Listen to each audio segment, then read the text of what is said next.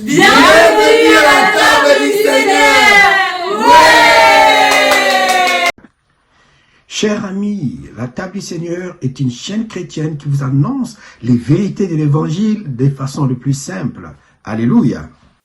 Donc, tous les bien-aimés qui êtes connectés, que le Seigneur vous bénisse.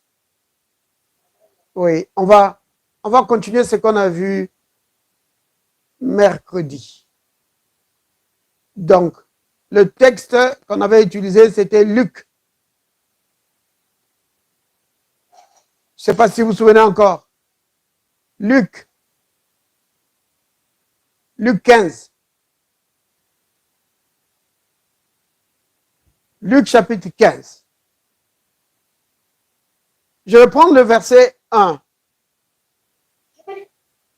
Oui, tu peux lire. Donc, à partir du verset 1, je te dirai là où tu dois t'arrêter. Hein? Tu peux lire. Je lis la parole du Seigneur. Luc, chapitre 15, verset 1. Tous les publicains ayant de mauvaises vues s'approchaient de Jésus pour l'entendre. Et les pharisiens et les scribes disant, cet homme accueille des gens de mauvaise vie et mange avec eux.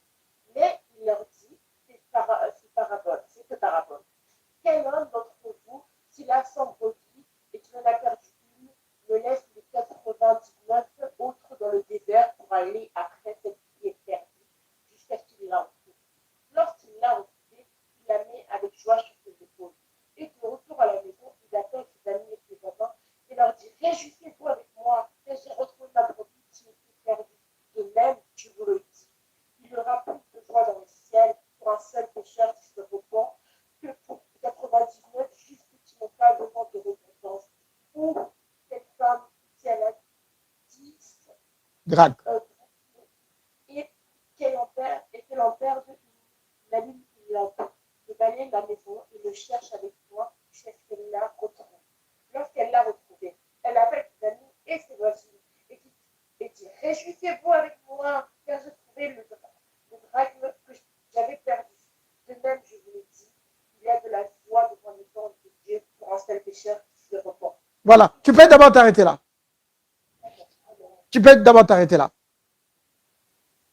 Donc, vous avez vu, hein, depuis le premier verset jusqu'au verset 10. Le premier verset, d'abord, nous met dans la situation. On dit qu'il y avait des publicains. Vous connaissez ce que c'est les publicains? Les publicains. Les collecteurs d'impôts. Voilà, c'était les collecteurs d'impôts. Et ces gens, les collecteurs d'impôts, ils étaient réputés pour être des voleurs. C'était des gens de mauvaise vie. Ils récoltaient l'impôt pour César, mais souvent ils en exigeaient plus. Donc, ils prenaient leur part, quoi. Si par exemple, on devait donner à César, par exemple, une pièce, et eux, ils demandaient par exemple 5 pièces. Et les quatre autres pièces, donc c'était à eux, quoi. C'est comme ça qu'ils vivaient et qu'ils s'étaient battus de fortune comme ça. Donc, ce n'étaient pas des gens recommandables. Du point de vue de la foi, c'était des gens qui avaient une mauvaise réputation.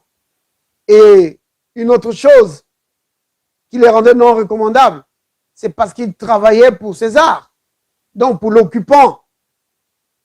Vous voyez? César, c'était l'occupant. Et eux, ils travaillaient pour César. Alors, ils n'étaient pas bien vus. Et c'était ces gens-là qui venaient vers Jésus. Vous voyez, bien-aimés? Ici, je voulais attirer notre attention sur le fait que ces gens de mauvaise vie, ils sentaient qu'ils pouvaient aller vers Jésus. Ils se sentaient libres d'aller vers Jésus. Ils ne pouvaient pas aller chez les scribes et chez les pharisiens. Ce n'était pas possible. Pourquoi? Parce que les scribes et les pharisiens les condamnaient. les scribes et les pharisiens étaient contre eux. Donc, quand quelqu'un avait vraiment besoin de Dieu, que dans son cœur, il avait maintenant la soif, il voulait maintenant abandonner cette vie et se rapprocher de Dieu. Quand il cherchait quelqu'un qui pouvait l'aider à se rapprocher de Dieu, il ne pouvait pas aller chez les pharisiens et chez les scribes. Parce que tout ce qu'il allait rencontrer là-bas, c'était condamnation, condamnation, condamnation. Mais c'est Jésus. Ils ont remarqué que Jésus, il recevait tout le monde. Oui. Comme un médecin, peu importe la maladie, il recevait tout le monde. Ça n'a pas changé, bien-aimé. Encore aujourd'hui, c'est la même chose. Ils étaient libres d'aller vers le Christ. Mais maintenant, cette attitude que le Christ avait lui a attiré des critiques des hommes religieux, les pharisiens et les scribes. Alors, c'est pourquoi le Christ va donner ces paraboles, les deux premières paraboles. En fait, il va en donner 3. Et la troisième parabole, c'est celle dont on a parlé, on en a parlé mercredi. Maintenant, dans les 2 premières paraboles, la première, il va parler de la brebis égarée. Regardez, à partir du verset 4. Un instant, je vais couper ici.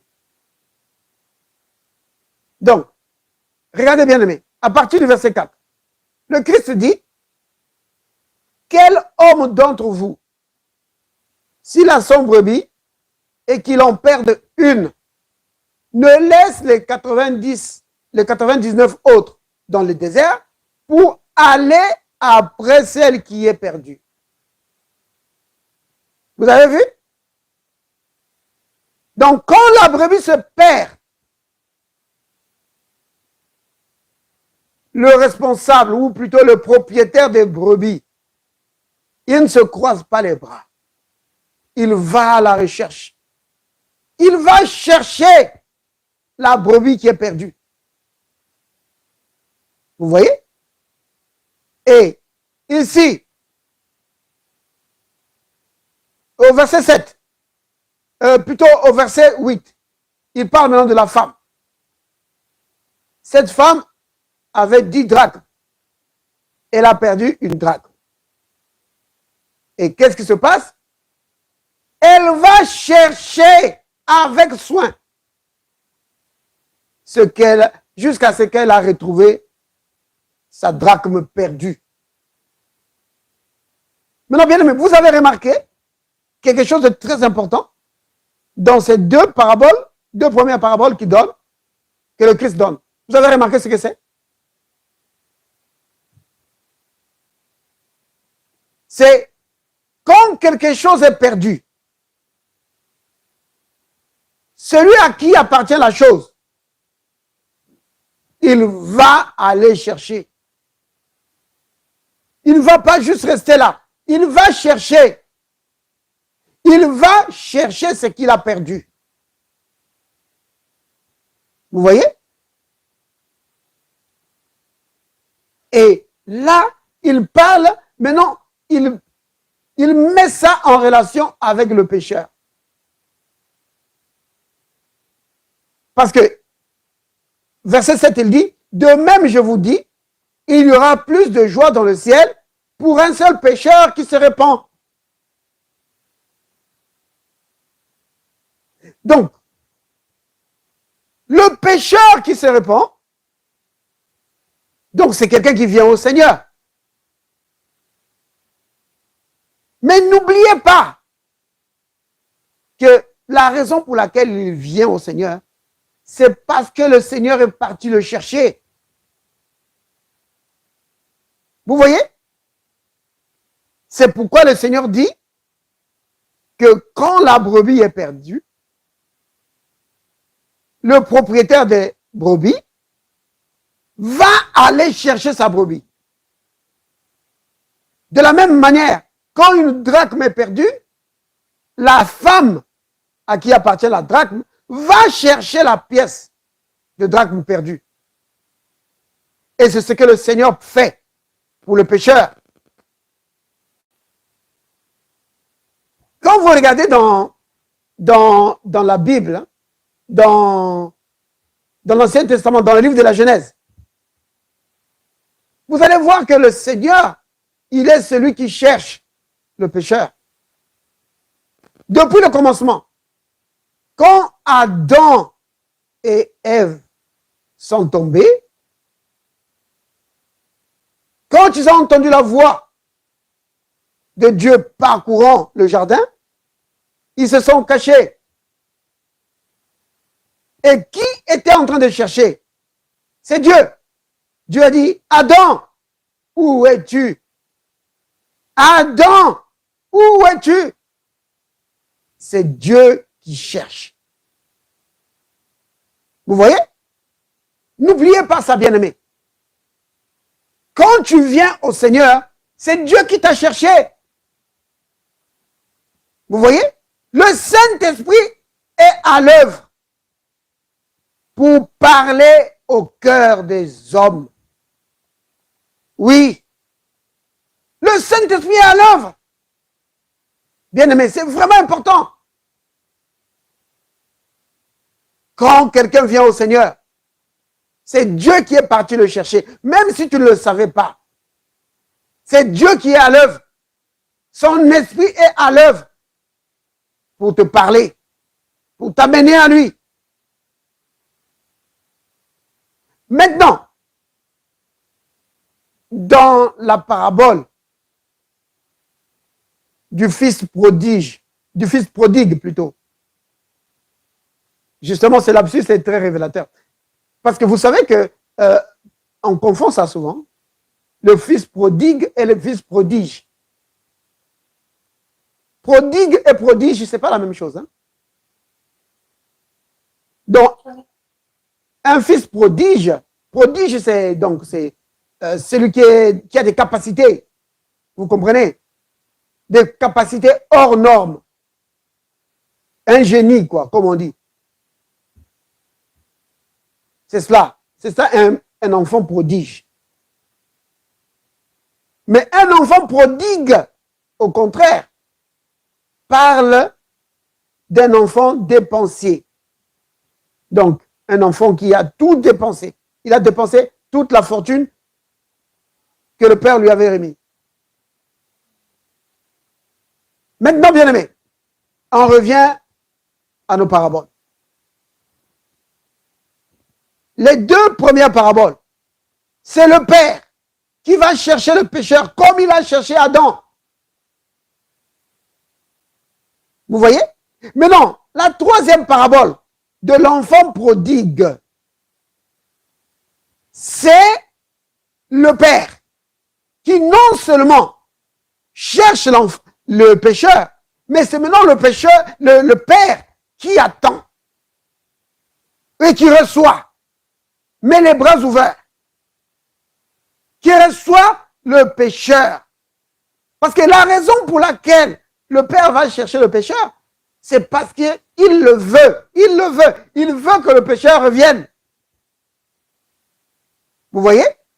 C'est pourquoi le Christ dit que même les anges se réjouissent. Même les anges se réjouissent du fait que le pécheur revient. Vous comprenez, bien aimé? Maintenant, il y a une question que je vais poser. Si le Père va te chercher pour t'amener, pour te ramener auprès de lui,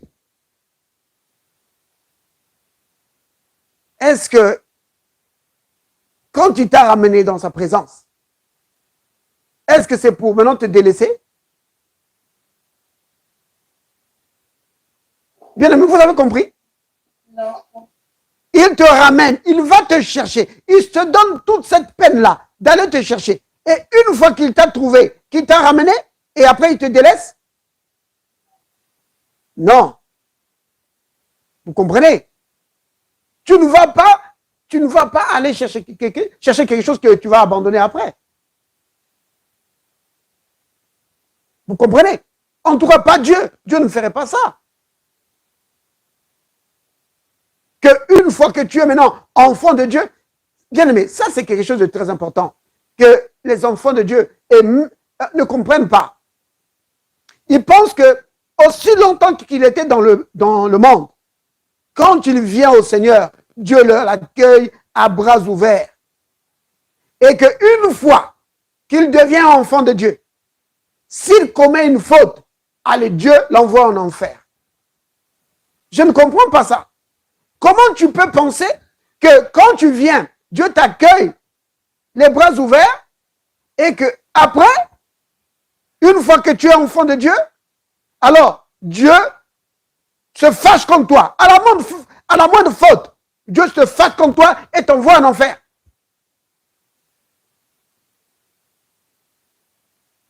Bien-aimé, beaucoup d'enfants de Dieu pensent ça. Et certains pensent même qu'ils ont commis le péché impardonnable. Vous voyez? Beaucoup d'enfants de Dieu pensent ça. Mais le Père, il a livré son Fils pour toi, pour t'amener à lui. Et une fois que tu viens à lui, quand tu commets la faute, il t'abandonne. Vous voyez? Mais ça, c'est donc ignorer l'amour profond du Père. Vous comprenez? S'il t'a aimé, écoutez bien, s'il t'a aimé quand tu étais encore pécheur, hein? Quand tu étais encore pécheur, il t'a aimé, il t'a appelé. Quand Dieu a livré son Fils pour nous, qu'est-ce que nous avions fait pour mériter ses faveurs? Qu'est-ce qu'on avait fait? Rien. On n'a rien fait. C'était la grâce de Dieu. Vous voyez? La Bible dit dans Jean 3,16, que vous connaissez très bien, Dieu a tant aimé le monde. Vous avez entendu ça? Dieu a tant aimé le... Est-ce qu'on dit Dieu a tant aimé l'Église? Il a aimé le monde. Vous comprenez de quoi on parle là, ou de qui on parle? C'est des gens qui ne connaissent pas Dieu. C'est des gens qui sont contre Dieu. Des blasphémateurs. Ce sont ces gens-là que Dieu a aimés. Vous comprenez, bien aimé? Dieu a tant aimé le monde. Vous comprenez, bien aimé? Qu'il a donné son Fils. Est-ce qu'on dit que Dieu a vu que dans le monde, il y avait des hommes qui l'aimaient, des hommes qui faisaient du bien. Alors Dieu a tant aimé le monde. Non. L'amour de Dieu pour nous est inconditionnel. Ce n'est basé sur aucune œuvre. Vous comprenez? C'est ça l'évangile de Jésus-Christ. Justifié par la foi. Vous comprenez? Tu deviens, tu rentres dans une relation vraiment pacifiée avec Dieu, sans tenir compte des œuvres bonnes ou mauvaises. Non, Dieu ne tient pas compte de ça. Juste ta foi dans l'œuvre de Christ, c'est tout. Et jusqu'à la fin de ta vie ici sur la terre, ta relation avec Dieu est basée sur ça. Sur la grâce de Dieu envers toi. Sur la base de ta foi en Christ Jésus. La Bible dit, Romains 5, verset 1, Étant donc justifiés par la foi, nous avons la paix avec Dieu. Bien-aimés, vous voyez? Donc, nous entrons dans la paix avec Dieu. Sur la base de ta foi. Donc, le jour où tu crois en Jésus-Christ, tu es maintenant dans la paix avec Dieu. Plus rien ne va déranger cette paix-là. Vous comprenez? Je vais dire ceci, bien-aimé. Puisque tu n'as rien fait, ou je vais plutôt reformuler ça. Puisque l'amour de Dieu pour toi, au départ, n'était pas basé sur le bien ou le mal que tu aurais fait, alors sache que il n'y a rien que tu pourras faire dans ta vie qui va changer l'amour de Dieu pour toi.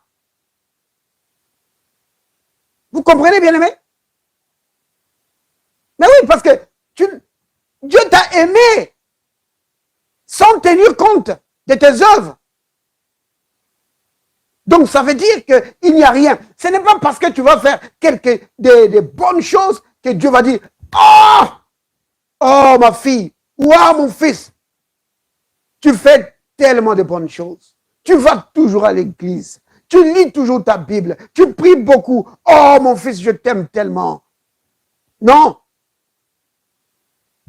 L'amour de Dieu pour nous est inconditionnel. Ce n'est pas basé sur le bien ou sur le mal. Ce n'est pas basé sur les bonnes choses que tu as faites ou sur les mauvaises choses. Non. Vous comprenez? Si tu commences à te baser sur les bonnes choses ou sur les mauvaises choses de ta vie pour mériter les faveurs de Dieu, alors ça veut dire que tu es en train de vivre dans... Tu retournes dans la loi. C'est ça la loi. La vie de la loi, c'est ça. Les gens s'estimaient être des amis de Dieu parce qu'ils avaient obéi à la loi. Et celui qui avait péché, on disait qu'il n'était pas ami de Dieu. Vous voyez? Notre relation est basée sur notre foi en Christ Jésus. C'est ça qui te connecte à Dieu. C'est pourquoi c'est révolutionnaire. Bien-aimé, j'ai cité Jean 3,16 tout à l'heure. Vous avez entendu? Car Dieu a tant aimé le monde qu'il a donné son Fils afin que quiconque croit en lui ne périsse point, mais qu'il ait la vie éternelle. Vous entendez ça?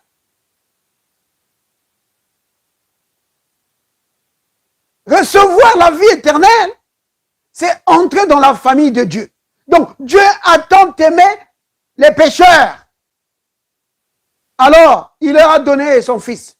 Pour que, si quelqu'un parmi les pécheurs reçoit son Fils, alors Dieu le fait entrer dans sa famille.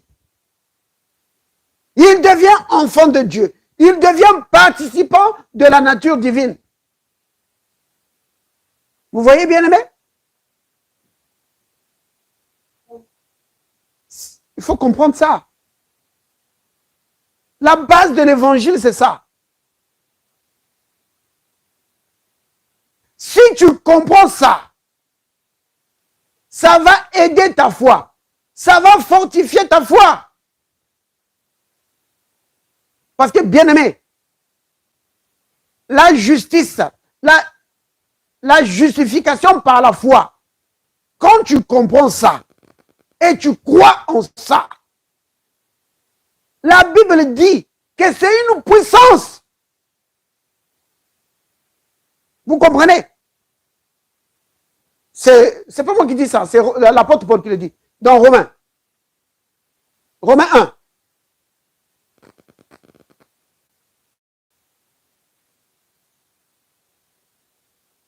Romains 1, donc l'apôtre Paul dit ceci. Verset 16. Oui, tu peux lire. Je lis avant la Romains chapitre 1, verset 16. Car je n'ai pas honte de l'évangile, c'est une puissance de Dieu pour le salut de quiconque croit, du juif premièrement et du grec. Amen. Amen. Continue le verset 17. Parce que... Romains chapitre 1, verset 17. Parce qu'on lui a révélé la justice de Dieu par la foi, et par la foi selon qu'il est écrit, le juste vivra par la foi. La colère de Dieu... Non, tu peux t'arrêter là. Vous avez vu? Je n'ai point honte de l'évangile. Pourquoi? Parce que c'est une puissance de Dieu pour le salut de quiconque croit. Vous avez entendu? L'évangile, la bonne nouvelle, c'est la puissance de Dieu. Pour amener le salut. Vous connaissez ce que c'est le salut, n'est-ce pas?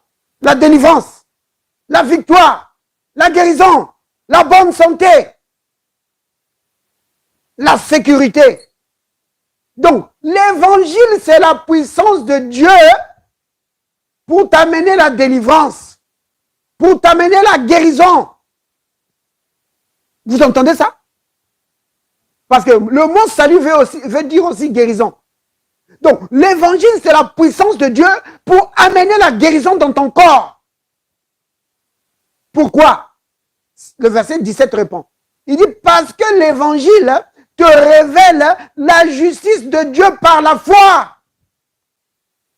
Donc, ça veut dire quoi? Ça veut dire que ce qui donne la puissance à l'évangile, c'est la justification par la foi. Donc, si tu comprends la justification par la foi, oh là là, mais tu vas vivre une vie de victoire.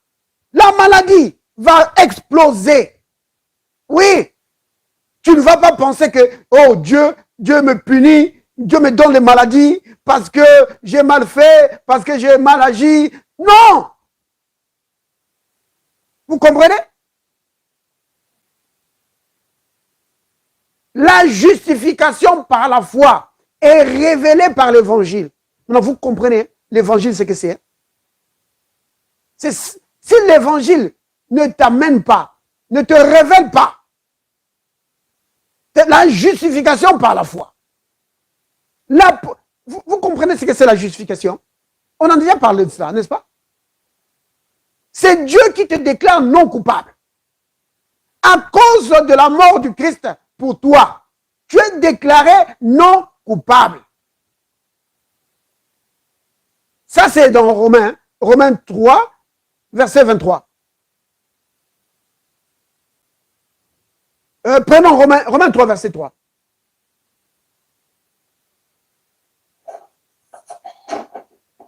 Romains 3, verset 3. Verset 23 plutôt. Romains 3, verset 23. Oui, tu peux lire. Je lis la parole du Seigneur. Romains 3, verset 23. Car tous sont péchés et sont privés de la gloire de Dieu. Amen. Et ils sont gratuitement justifiés. Le verset 24 dit, et ils sont gratuitement justifiés par sa grâce. Vous voyez? Donc, tous les humains étaient dans le péché. Pourquoi? Parce que tous les humains sont descendants d'Adam et Ève. Vous voyez? Tous les humains. Donc, tous sont péchés. Et privés de la gloire de Dieu. Privés de sa présence. Privés de sa vie. Privés de ses capacités. Mais la gloire est restaurée en Jésus-Christ. Vous voyez? Ils sont gratuitement justifiés. Maintenant, vous avez remarqué ce mot ici, gratuitement.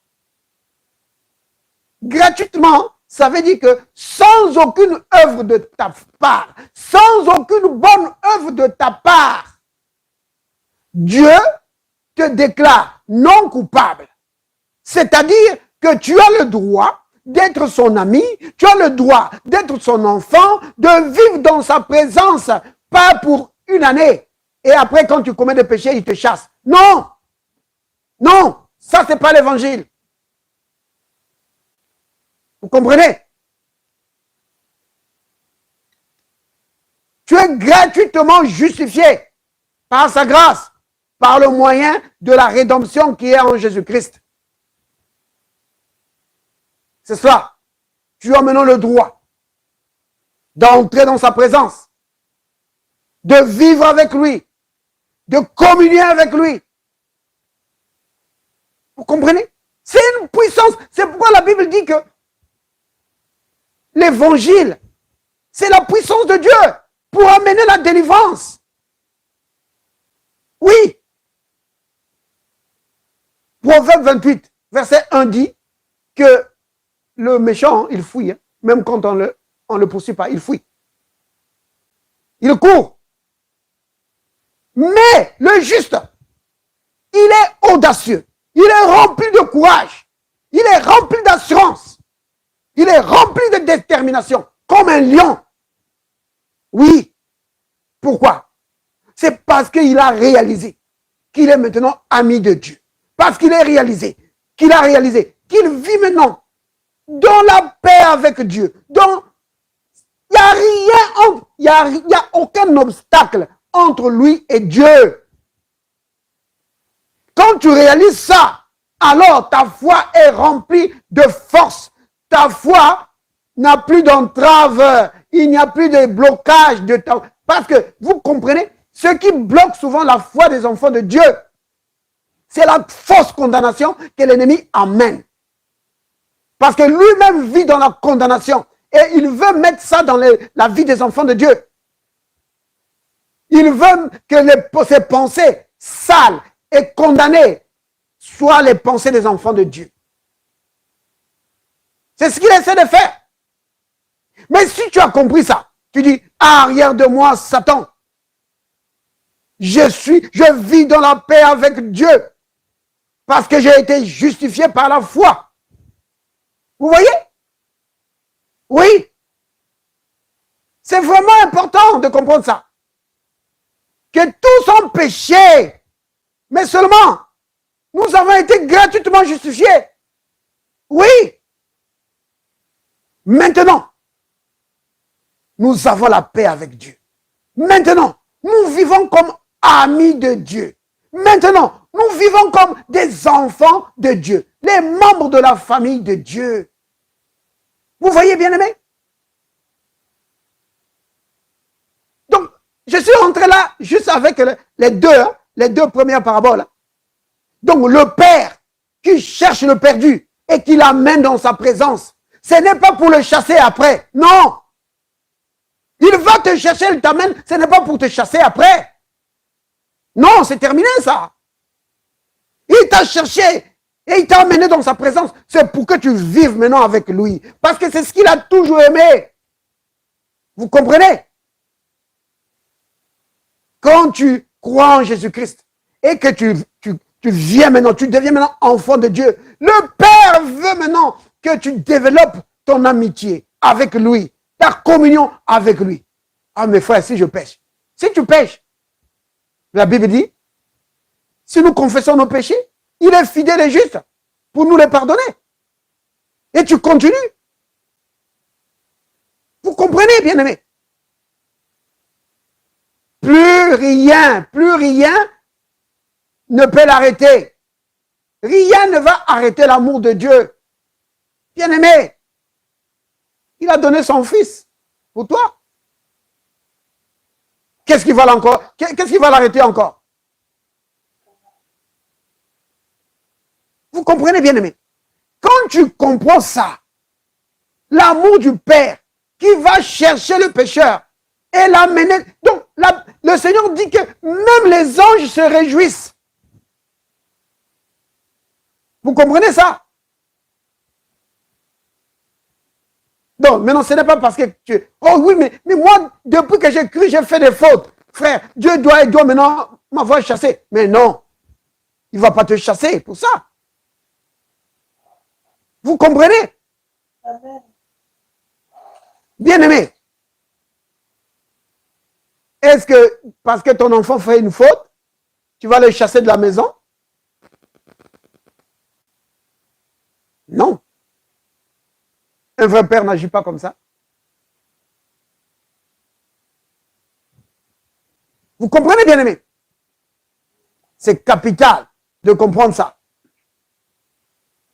L'amour du Père qui va nous chercher. Donc, ce n'était pas toi. Quand tu es venu à Jésus, ne pense pas que, oh, mais on m'a parlé et puis je suis venu. Non, c'est Dieu qui est parti te chercher. Et s'il est parti te chercher parce qu'il avait besoin de toi, à cause de son amour, bien aimé, vous comprenez? Son amour ne pouvait pas supporter de te voir aller en enfer. Dieu ne veut pas qu'un seul humain aille en enfer. Dieu ne veut pas ça. Vous comprenez? C'est pourquoi l'évangile va atteindre tous les humains. Maintenant, il y en a qui vont décider de rejeter ça. Mais l'amour de Dieu est pour tous les hommes. Donc, ne pense pas que cet amour, l'amour qui va te chercher, est plus fort que l'amour qui va te garder. Vous avez compris? C'est-à-dire que tu crois dans la puissance de l'amour qui est parti, qui t'a cherché dans le péché et qui t'a amené pour être enfant de Dieu. Maintenant, tu penses que une fois que tu deviens enfant de Dieu, Dieu maintenant il devient impatient envers toi. Il devient impatient. Ouais. Parce que oh, toi ma fille, toi mon fils, tu ne vis pas bien. Allez, je t'envoie en enfer. Mais non. Mais non. Alors pourquoi il est parti te chercher alors? Il est parti te chercher pour te mettre en enfer. Vous comprenez? L'amour de Dieu pour nous est grand. Et l'amour de Dieu est toujours à l'œuvre dans nos vies pour nous aider à grandir, pour nous aider à améliorer, à, comment dire ça, à augmenter notre communion avec lui. Dieu veut la communion, bien-aimé. Ce qu'il veut, c'est la communion, l'amitié avec lui. Et Dieu travaille pour ça. Vous comprenez? Donc, quand tu commets une faute, Dieu ne veut pas que tu restes là. Dieu veut que tu sortes de là et que tu recommences, tu continues ta marche avec lui. Oui, c'est ce qu'il veut. Dieu ne veut pas que quand tu es tombé là, tu restes là couché, tu dis, oh, je suis tombé, Dieu. Oh, je suis tombé. Mais il te dit, mais relève-toi. Parce que n'oublie pas que l'amour là qui est allé te chercher quand tu étais dans le péché, quand tu étais dans le monde et que tu ne le connaissais pas, c'est le même amour qui continue. C'est le même amour, ça ne change pas. C'est l'amour qui va chercher le pécheur, c'est le même amour qui reste avec toi quand tu deviens enfant de Dieu. C'est le même amour, ça ne change pas. C'est le même amour. Et cet amour est à l'œuvre dans ta vie pour t'aider à grandir. Pour t'aider à grandir. Parce que Dieu ne se réjouit pas seulement du fait que tu sois devenu enfant de Dieu. Dieu veut que tu grandisses. Dieu veut que ses enfants grandissent. Pourquoi? Parce que aussi longtemps que tu restes enfant, tu n'es pas différent d'un esclave. C'est-à-dire que tu seras dominé par les choses de la vie. Les démons vont dominer sur toi. Les circonstances de la vie vont dominer sur toi. Et l'héritage de ton père qu'il a préparé pour toi, tu ne seras incapable de le prendre. C'est pourquoi Dieu veut que tu grandisses.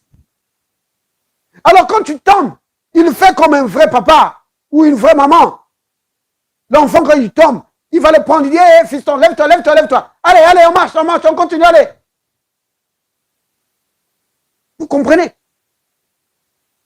C'est ça l'amour du Père. Oh, bien-aimé. Vous voyez, on n'est pas encore entré. Hein? Je voulais continuer avec la parabole de l'enfant prodigue, mais on va continuer ça demain. Parce que là, le temps est presque là déjà. Donc, on va s'arrêter là.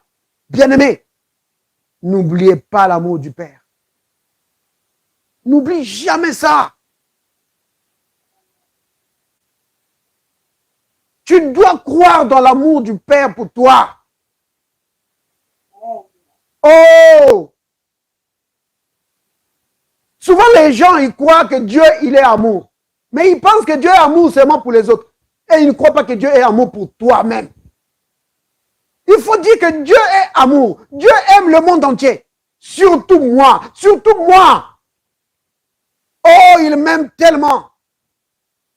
Et que tu sois convaincu de ça. Ok. Nous allons dire, Père, merci pour ton amour envers moi.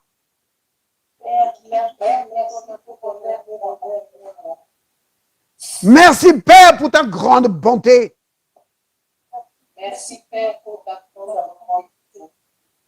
Merci pour ton esprit qui est à l'œuvre dans ma vie. Merci pour ton esprit qui est à l'œuvre dans ma vie. Père, merci d'avoir fait de moi ton enfant. Père, merci d'avoir fait de moi ton enfant. Pour partager ta vie. Pour partager ta vie. Pour vivre comme toi, Père. Vivre comme toi, Père. Pour triompher devant les circonstances de la vie. Pour triompher devant les circonstances de la vie. Père, merci pour ton amour infini. Père, merci pour ton amour infini. Je crois dans ton amour, Père. Je crois dans ton amour, Père. Je crois dans ton amour envers moi. Je crois dans ton amour envers moi. Merci. Merci. Au nom de Jésus. Amen. Amen. Alléluia. Béni soit le nom du Seigneur. Amen. L'amour du Père. Croire dans l'amour du Père. Bien-aimé, ça change ta vie. Hein? Quand tu crois dans l'amour du Père, ça change ta vie. Pourquoi? Mais parce que quand tu es dans les problèmes, tu sais que je vais triompher à cause de l'amour de Dieu pour moi. Comme l'apôtre Paul dit dans Romains 8, 37. Quand tu manques quelque chose, tu peux dire comme David que l'Éternel est mon berger. Je ne manquerai de rien. Pourquoi? À cause de l'amour de Dieu pour moi. Oui. Quand la maladie t'attaque, tu dis, par le meurtrissure de Jésus, j'ai été guéri. Pourquoi? À cause de l'amour de Dieu pour moi. Vous comprenez, bien-aimés? Oh, que le Seigneur vous bénisse.